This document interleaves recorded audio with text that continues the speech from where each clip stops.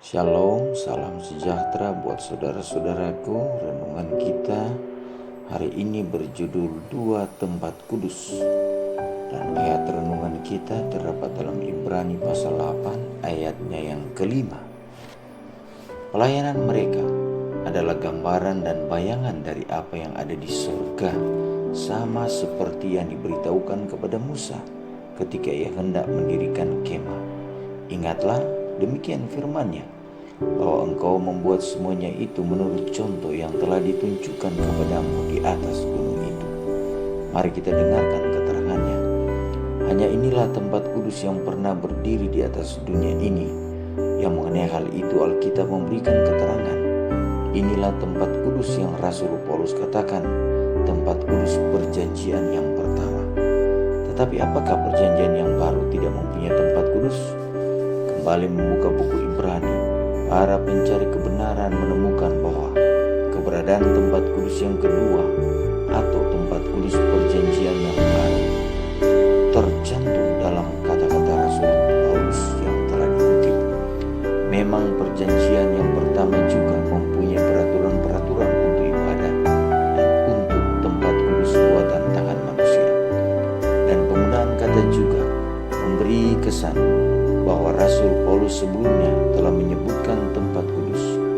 Kita buka kembali kepada permulaan pasal sebelumnya, akan kita baca inti segala yang kita bicarakan itu ialah kita mempunyai imam besar yang demikian, yang duduk di sebelah kanan tahta yang maha besar di surga, dan yang melayani ibadah di tempat kudus, yaitu di dalam kemah sejati yang didirikan oleh Tuhan, bukan oleh manusia.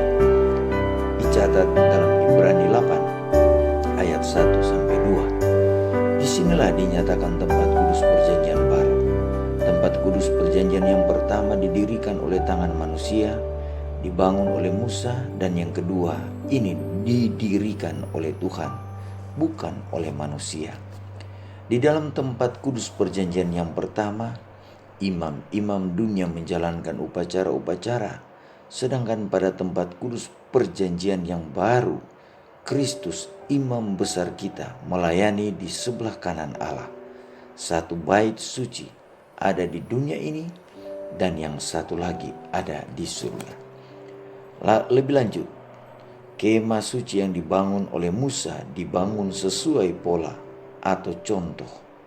Tuhan menuntun dia menurut segala apa yang kutunjukkan kepadamu sebagai contoh kemah suci dan sebagai contoh segala perabotannya. Demikianlah kamu harus membuatnya.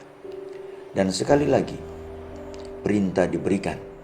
Dan ingatlah bahwa engkau membuat semuanya itu menurut contoh yang telah ditunjukkan kepadamu di atas gunung itu. Dicatat dalam Keluaran 25 ayat 9 dan 10. Dan Rasul Paulus berkata bahwa kemah suci yang pertama itu adalah kiasan masa sekarang. Sesuai dengan itu dipersembahkan korban dan persembahan, bahwa bilik yang kudusnya adalah melambangkan apa yang ada di surga, bahwa imam yang mempersembahkan persembahan sesuai dengan hukum adalah gambaran dan bayangan dari apa yang ada di surga, dan bahwa Kristus bukan masuk ke dalam tempat kudus buatan tangan manusia yang hanya merupakan gambaran saja dari yang sebenarnya, tetapi ke dalam surga sendiri untuk menghadap hadirat Allah guna kepentingan kita. Ibrani 9 ayat 9 dan ayat 23 serta Ibrani 8 ayat 5, Ibrani 9 ayat 24. Alfa dan Omega jilid 8 halaman 431 dan 433.